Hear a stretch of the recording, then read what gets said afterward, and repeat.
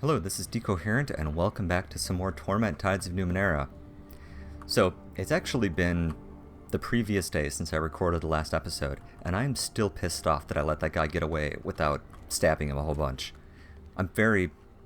I thought that I'd have another chance to make an explicit decision whether or not to let him live, and maybe get some more information out of him, or at least jump him as he took off, but we didn't. And I'm really very upset about that. I sincerely hope that we come across him again so that we can actually get him this time. I'll even lend Tiber my extra-dimensional stabbing blade, and we'll kind of move on from there. Alright, so the question that I had left with was whether or not I was going to poke at the Maws first, or go back and confront Drake again about all this stuff that's been going on.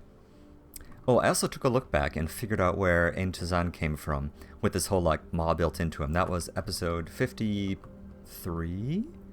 Maybe about a third of the way in. I just closed it and I already can't remember.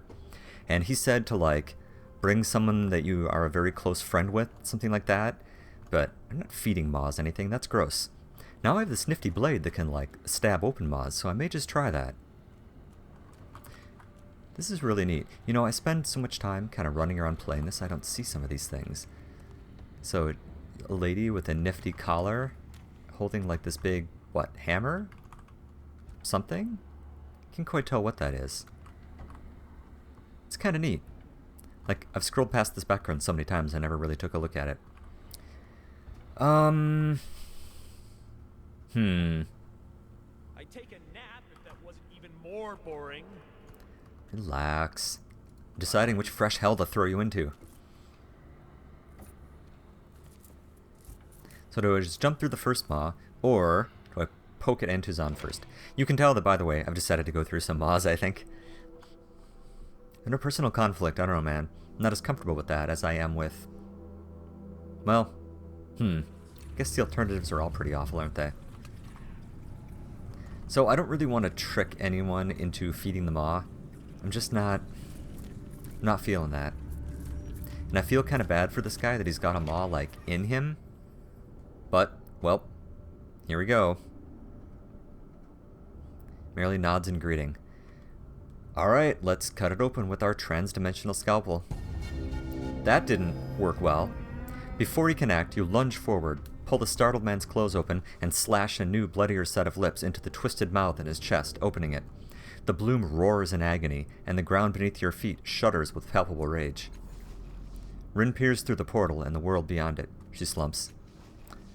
Following your gaze, you find Antuzan staring at her in return, a curious expression on his face.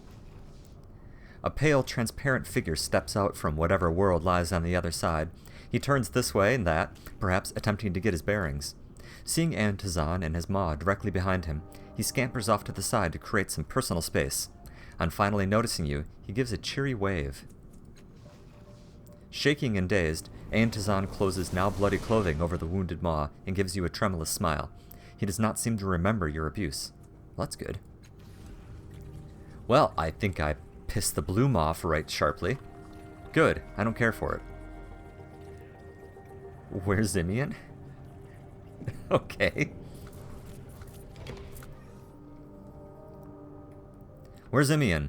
This pale, ghostly figure wears outlandish clothes and a horned helm. Opaque, tangled scars from an unfamiliar weapon loop and curl over his transparent body.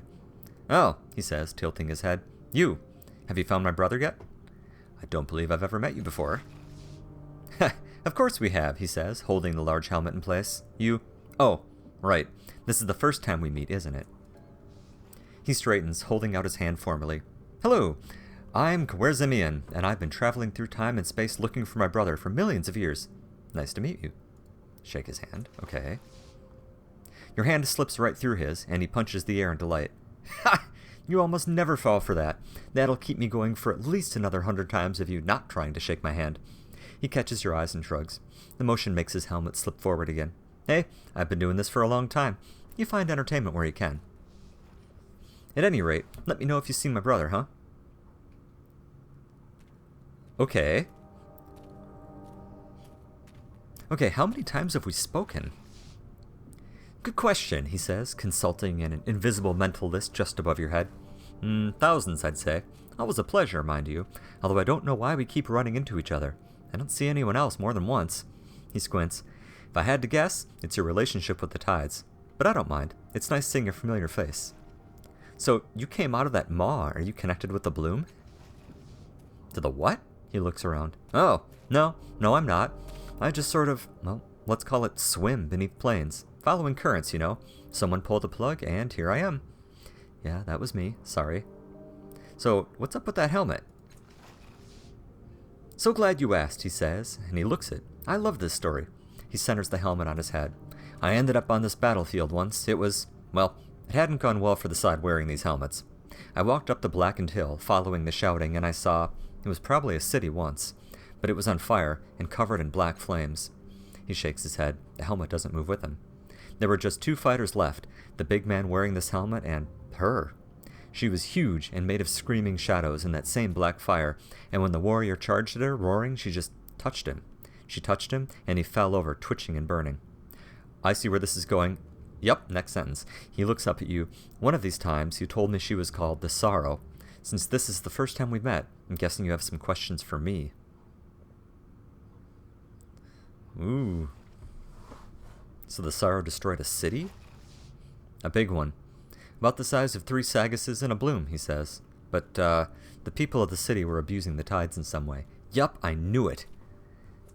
I called this like 10 episodes ago. From what you told me about the Sorrow, that sort of thing makes her really unhappy. He straightens the helmet again. But I didn't think they deserved to vanish, despite whatever they'd done. So I took the helmet off the warrior when he, stopped melting. Now I carry it with me to remind me of them. So, you know about the tides? Of course I do, he says, and then raises a weary finger. Sorry, forgot. First time, I know. He yawns. They pull me from place to place, like normal tides do. That's why I keep seeing different times and places, and never stop in any one place for long. Tides don't rest, and neither do I. He yawns again, even wider. It's a little tiring sometimes. Or at least I think I'm tired, which is probably the same thing. Hey, he says, focusing on you. Can you actually sense the tides flowing through me? Not really, dude, sorry. Well, let's fix that, he says, cracking his ghostly knuckles. I'm ready to learn something Oh! new. Before you can react, he thrusts all 5 fingers through your chest. The feeling isn't unpleasant. In fact, you feel the tides surging through his arm, through you. And you see them curving back over your shoulders and back through him, binding you together. There, he says. It should be easier for you to sense the tides now. Just remember that she's out there. Flowing around with the tides doesn't seem to make her mad. Abusing them? I don't recommend it. Oh hey, tidal affinity. Cool. So you're not a ghost, I take it. I like to think so, he says, shrugging, but I don't really remember dying. Just the traveling and searching. And you'd think this helmet wouldn't keep moving around if I was, spectral. He flashes a grin. On the other hand, I seem to remember promising my brother I'd haunt him when I died, so there's some evidence for the other side. So what are all those scars from? Scars, he says, looking down. Oh, those look painful. No idea. Have to say I'm glad I don't remember, though. Okay. So your brother, what does he look like? Well, sorta like me minus the helmet, he says, thinking. And he's from a world long ago, so he might be wearing... He pauses. Oh, right. I do this every time we meet. It's just that I usually go centuries between running into you, and I always forget that you can't possibly have seen him. He winks, but there's a touch of sorrow in it. Still, let me know if you see him, okay? Alright, I will. Wow. So, that was a hell of a thing. That's a cool helmet. Oh, I want it. Bah, okay. Wow, so lots of things just happened there. So now I have title something something level 2. Is that listed in here? Tidal affinity. Cool. Alright, let's go ahead and level up too. Extra effort. Fine.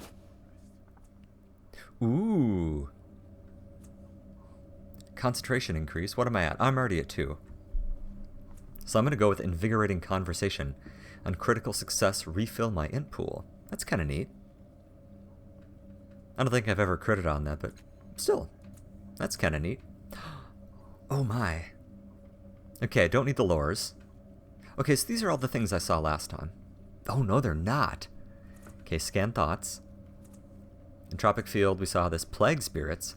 Infuse critical hits with entropic forces, conferring Disrupted on top of the normal ability. Oh, neat. I never crit. Maelstrom. Ooh, we saw this being used in Mile of Est. 2 energy, 2 chemical, 2 mental, 2 transdimensional, 2 relativistic, 2 physical, and a total of 12. Thank you for doing the math for me.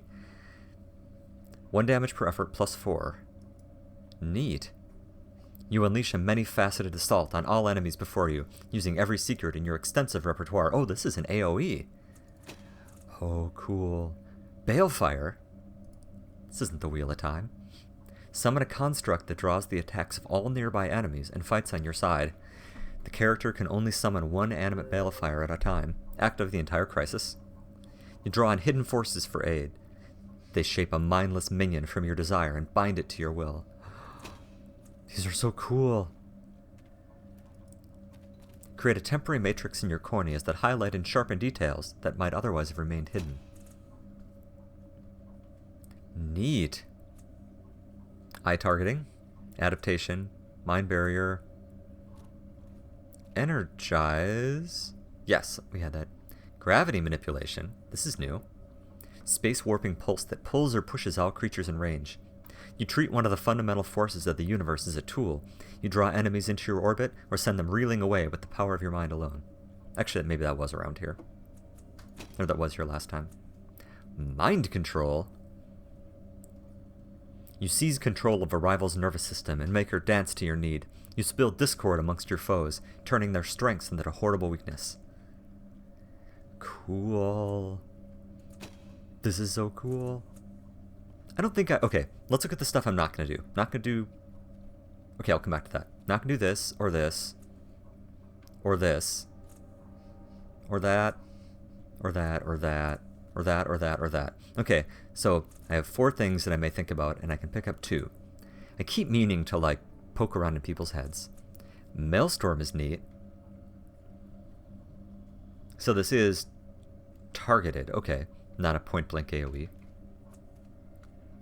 Okay, both of these are really great. So the Balefire would be great because it'll draw attention, which is excellent, and give me an ally.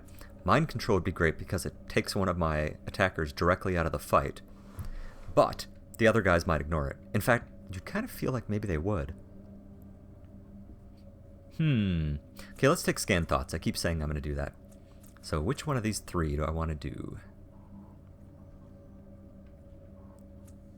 I like direct damage, but I think I'm going to go with either summoning or possession. I wish I knew how strong this thing would be. Right. Draws the attacks. Boy, that seems just good. Active 3 rounds, 2 uses per day. You know what?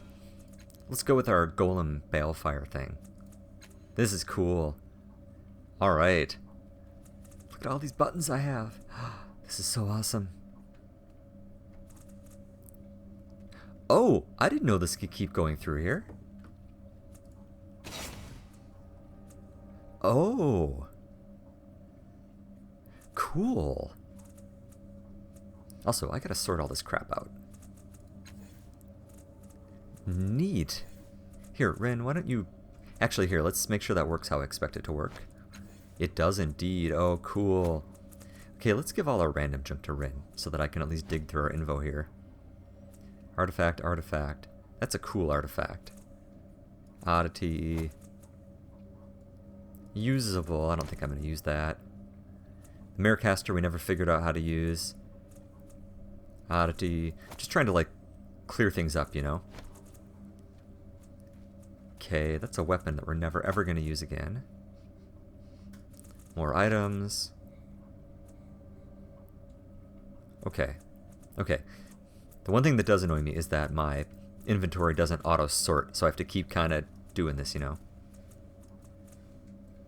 Oh. Can I use a second bonded artifact? Oh, yeah. I can. Huh.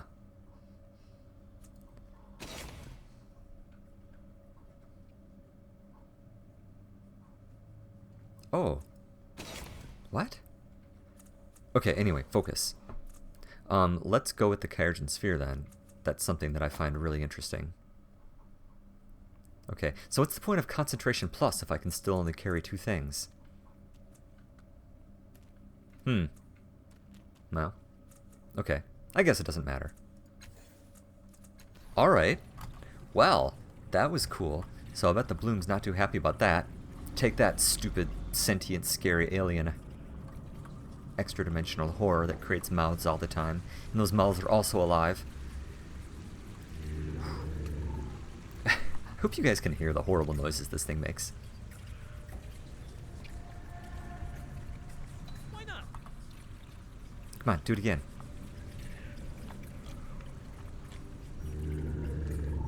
That noise. That noise that is the universe saying, do not touch. Okay, so the first Maw we poked at turned out pretty good. Oh, should ask Entazon, make sure he's okay with us doing that. Meh, we'll come back to him later. Well, actually, he might not. Well, that's okay. Okay, I'm gonna do it. I'm gonna click on it. Yes. Oh. Space. I love space. Okay. See our quest log updating here. Okay. Oh, that's right. Garkoda was the one who wanted to know what was going on up here. Cool. Making a note. Captain Jannerer. This careworn woman is dressed in strange ornate armor. Her bearing is military stiff, and her eyes roam constantly, although the rest of her body is under strict control. She assesses you in a glance. Outworlder, the Bloom portal's open? It's good that you spoke to me first. Few Lascars speak your tongue, officers mainly. She clucks her tongue. We need practice. Welcome to the anchorage. It is good that you speak? What? I didn't do that. This is neat. Okay, so we did see some warnings a little earlier that people don't like it if you let on that they're reading their minds.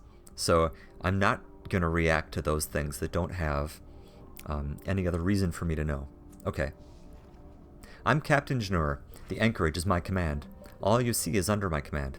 Explore our home if you like, but our traditions, respect them, please. What's that pinging noise?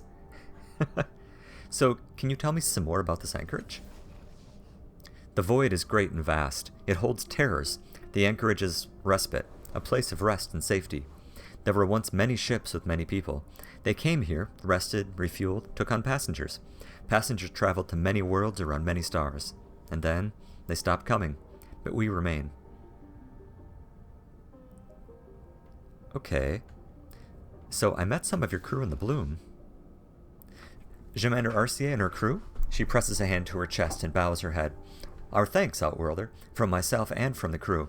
Should you see her again, please tell her the way to the anchorage is open to her. Excellent. Well, she's pretty happy about this. Okay, hold on. Just want to make sure that we know about other people. Okay, so tell me some more about your people. We lived here on the anchorage, as did our ancestors for countless generations. Trapped here, they grew old, intermarried, raised families.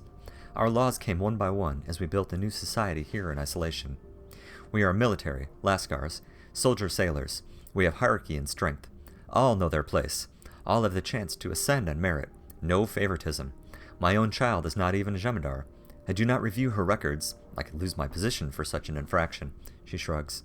All families have such struggles. Kinda wish she had some more articles in here. Her sentences don't flow well. Perhaps we'll serve together one day. Such a family are we Lascars. We struggle against time, against memory, as we keep an eye to the sky, always dreaming of escape. Until then, we hold traditions of civilizations of home. Are your ancestors the ones who built this place? I do not think so. We lived here many, many years, but if we built the anchorage, no memories remain.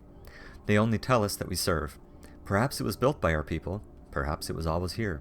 We do not know. Even the Cortex does not tell us. There are older things than that which we hold dear. That's interesting. What's that pinging noise? She looks at you strangely for a moment, as if she had no idea of what you spoke, and then comprehension comes. Ah, the signal. For so long have I heard it that I have forgotten. We call for the ship. Perhaps it's become lost. If so, we light a beacon in the void. So tell me about this ship.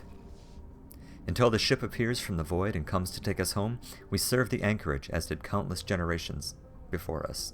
Some fear the ship may never come, but we hold our eyes to the heavens in faith. She spreads her hands wide. Until that day, we toil. When the ship comes, and it comes soon, it will find a welcome berth in our anchorage and in our hearts. Wow. Okay, can you tell me a little more about your society? I lead. As captain, the anchorage is my command. Marriages I approve. I lead the rites. To me falls all responsibility for survival. She smiles. But such duties are onerous. I delegate, as captains did before me. So we have pilots, majors, jemadars, and others. They prove themselves through work, rise through ranks. Every 10 years, those of high rank may challenge me for my position. We speak to the cortex and match our minds. We solve scheduling, mathematical, and logistical problems. Should my challenger win, I retire and advise. We cannot survive without cooperation. Okay, good, now that she's mentioned the cortex. So what's the cortex you mentioned? It is a device sacred to us, she says carefully, her eyes on yours. It is our only connection to our lost home. She folds her arms and adds, we do not allow off-worlds to see it. I mean no offense, but do not ask. Okay, I'll leave it alone. They don't want to leave the anchorage. That'd be a stupid thing to say. Okay. Ooh, let's go look around. If you want a job done right. Ooh. Cool. Alright. What is this thing? Or this thing? Let's go all. You and me. Framed by luxurious curtains, this window reveals the surface of an ocean world far below. The view is reminiscent of what you saw when you were born, but the water has a purplish hue, and the scattered land masses are brown and dead. This is clearly not the Ninth World. Okay, wow, guys. This is amazing. A view screen is one thing. Curtains? I am impressed. Very, very nice. That is a nice touch. Happy to help. Doors. Symbols. Symbols on doors. Okay, what all can I look at? So we can go through there. Yes, yes.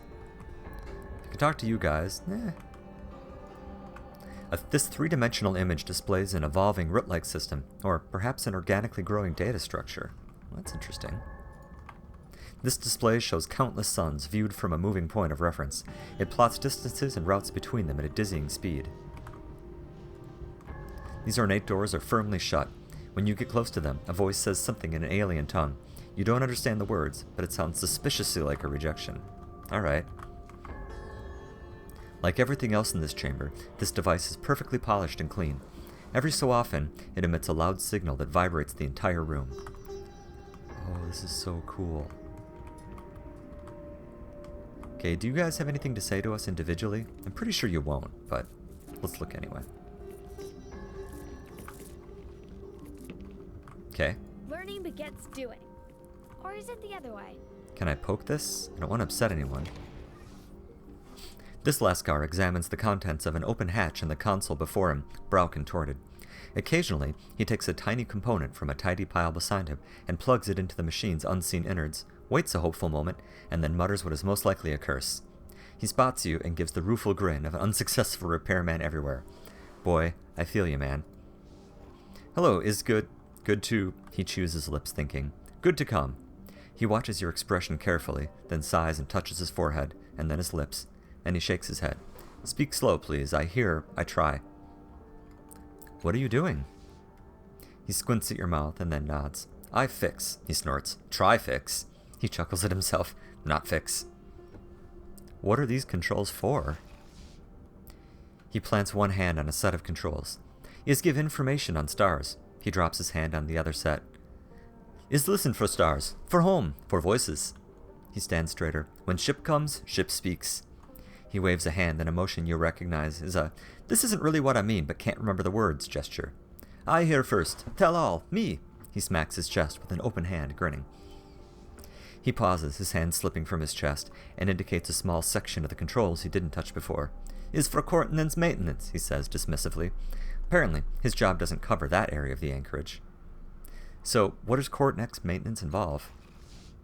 His smile widens. You get a feeling that people don't usually take that much of an interest in his man's work. Senjay says most. Me. Wait for light here, he points. Then press button here. He chuckles at himself. It is difficult work. Need concentrate. He makes a furious show of concentrating on the light and presses the button with the finger. He chuckles again, then shrugs. Without button, no remove cortex. So, is important. Button. Okay. It's all you, man. Should I poke it? I'm gonna poke it. I'm going. Worst they can do is shoot me and then drop me into space. This console is a bewildering array of displays, unlit buttons, and switches, all helpfully labeled in a language you don't understand. Much of it is covered in a slight layer of dust, as if most of the controls are rarely, if ever, used by the nearby Lascar. So, they just got around to saying that everything in here is polished and clean. Okay, let's examine them, but don't touch. Look with your eyes. You lean over the console, taking care not to press any buttons by accident. As you noticed before, much of the device is covered in dust. One screen on the side, however, is completely clean, and the buttons beside it are marked with dirty fingerprints. Okay. No touch. Gotcha.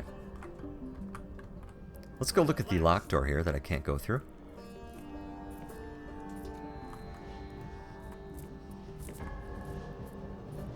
Pilot Major, okay.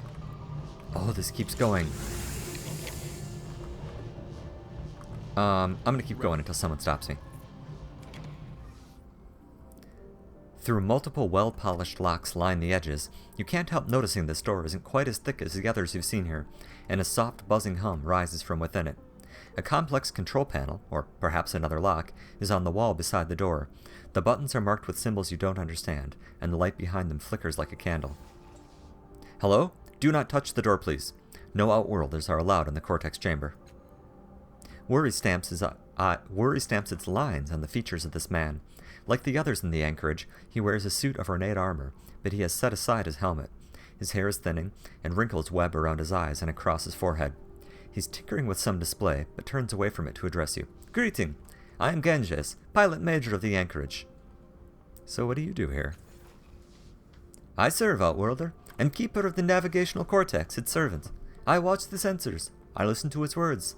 Information from antenna arrays filter in here. All knowledge of anchorage passes through cortex. If I fail in my duties, the ship might arrive without my knowledge. So I clean, and listen, and study. If the ship should come in my life, and I believe it may, I will take its mind in mind, and we will plot a course for home. That day will come, I know it. I'll be remembered as a hero. So what is the cortex? What is cortex? He opens his mouth and then shuts it quickly. I almost speak too fast. It is our watcher of the void. It's the keeper of our history. It knows the night sky of 1,000,000 worlds. It holds our traditions and tells us how to live in accordance with old crews. Keeps us alive, maintains the anchorage. He bows his head in reverence. It alone is the voice of truth. Never has it been wrong.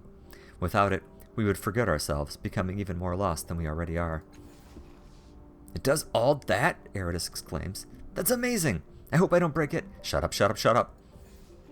Genghis blinks several times, then smiles carefully.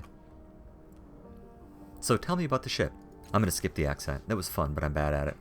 It was promised of old. It will carry us home, he smiles. Is perhaps ridiculous for Outworlders to understand. So many crews have passed on, so many lives ago, yet we still believe.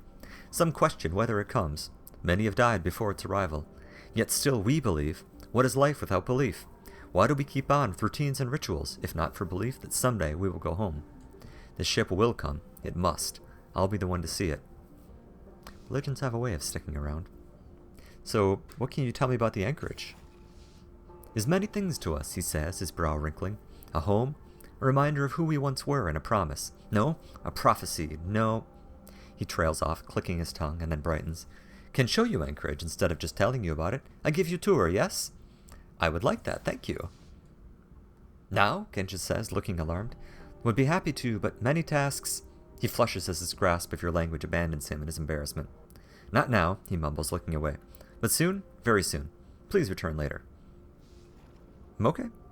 Sounds good. Oh, I can tell him about the helmet I found. Here, I found this helmet in the bloom.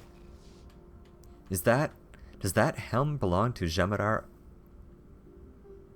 A? He snatches it from her hands and studies it carefully.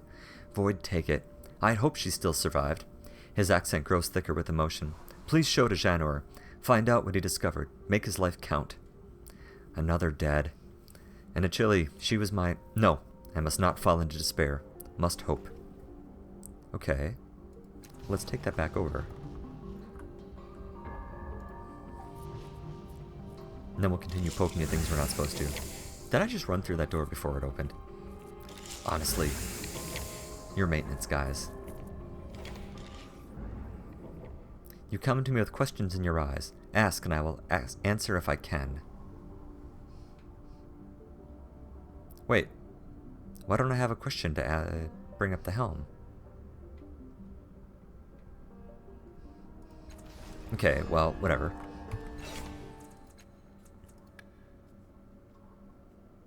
Okay, go back and tell her the good news. Yes, yes. Let's keep poking at things. Come on.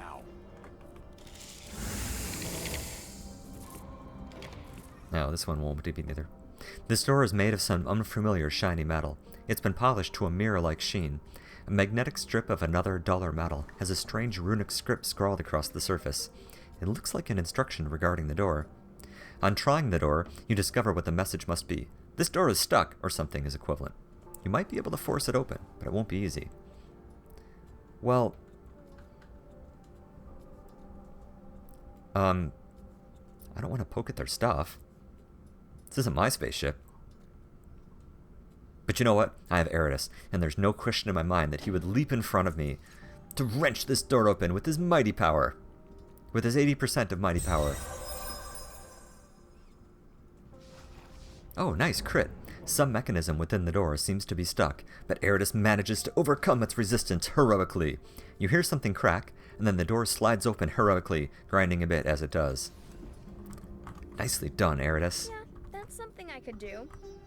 Ooh, a thingy. Just gonna rifle through your stuff. Oh, wow. Okay, some cash. Yes, good. Might. Okay, let's check these out. Smart Traveler's Star. This gray metal choker bears a small 9-pointed star on its front and fits snugly when worn, adjusting to the size of its owner. It protects its bearer from small inconveniences encountered during travels in everyday life, including mild to moderate rain, floating road dust, and campfire smoke, allowing her to remain fresh even after days of extensive walking. The choker doesn't stop real danger, though, and the wearer shouldn't walk into a hailstorm or a house fire without more suitable protections. The delicate craftsmanship of the star suggests that the item was not created for simple wayfarers. More likely, it was intended for high-ranking individuals wary of spoiling their expensive attire during the demands of social events. Nonetheless, its usefulness made it a nice trinket for the Ninth World's adventurers and travels. Cool. And a cipher, the cure. Target enemy drops some of their possessions, then wanders aimlessly, never attacking. The smooth yet multifaceted ceramic sphere reflects and refracts light brilliantly. When hurled, it releases a sparkling gaseous cloud, eliciting feelings of euphoria, empathy, and goodwill from those who are engulfed in its vapors. Wishing to atone for past misdeeds, they fling their possessions outward in acknowledgement of being cured of greed, hatred, and delusion. While in that altered state, they wander aimlessly, contemplating how they must best benefit the inhabitants of the Ninth World. This appears to be a conduit for a third party's contemplation, as the words come through even from creatures that do not know the human language. The cure was brought into the Ninth World when a scholar discovered a supply stored underneath an ancient ruin. Some Aeon priests believed that he planned to deliver a large quantity to the Steadfast, but was murdered before he could do so. The sphere may be the last of its kind. Cool. And I can keep carrying that too, because now I've got that extra cipher increase. Neat. Wish this was a thing I could use. That's cool. And then what's this? This heavy door is sealed shut. It's the only thing that stands between you and the void. We're going to leave that door alone. And speaking of leaving things alone, now that we've made our way to space, I am going to go ahead and take a break. So on that bombshell, thanks for watching, and I will see you next time.